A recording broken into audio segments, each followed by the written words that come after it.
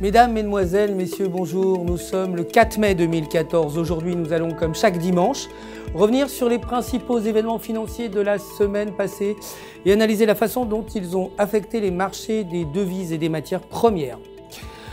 La livre sterling a dépassé son niveau record de novembre 2009 par rapport au dollar américain, alors que l'économie britannique continue de se redresser et d'attirer les investisseurs.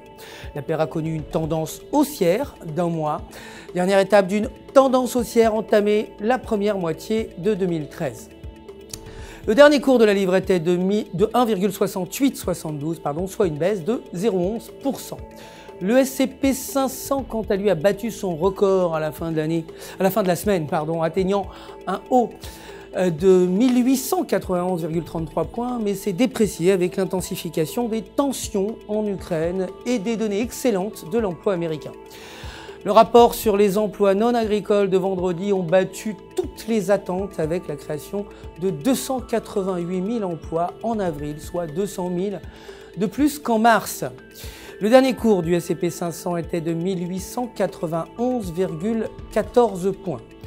En ce qui concerne les matières premières, un marché de l'or baissier a entraîné une chute de plus de 35 $ de l'or jusqu'à ce que les emplois non agricoles ainsi que la situation en Ukraine aient conduit les investisseurs à revenir à la valeur refuge. L'or a donc récupéré de manière significative vendredi, avoisinant 1305 $ et clôturant juste en dessous des 1300 $ l'once. Le dernier cours de l'or était donc de 1299,58 $ l'once, soit une hausse de 1,22%.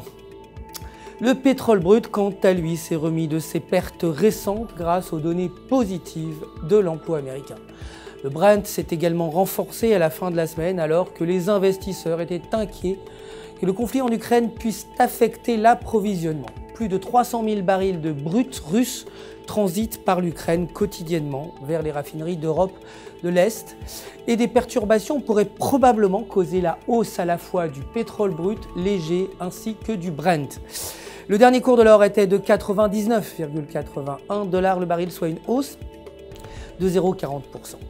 Merci de nous avoir suivis. Notre prochain rendez-vous, c'est demain matin pour le début de la semaine de trading avec les dernières actualités des marchés. D'ici là, restez bien sûr en notre compagnie sur www.ufxmarkets.com/fr pour tous vos besoins de trading. Notre conseiller personnel répondra à toutes vos questions. Le centre d'assistance de UFX Markets se joint à moi pour vous souhaiter une excellente journée et une excellente semaine de trading.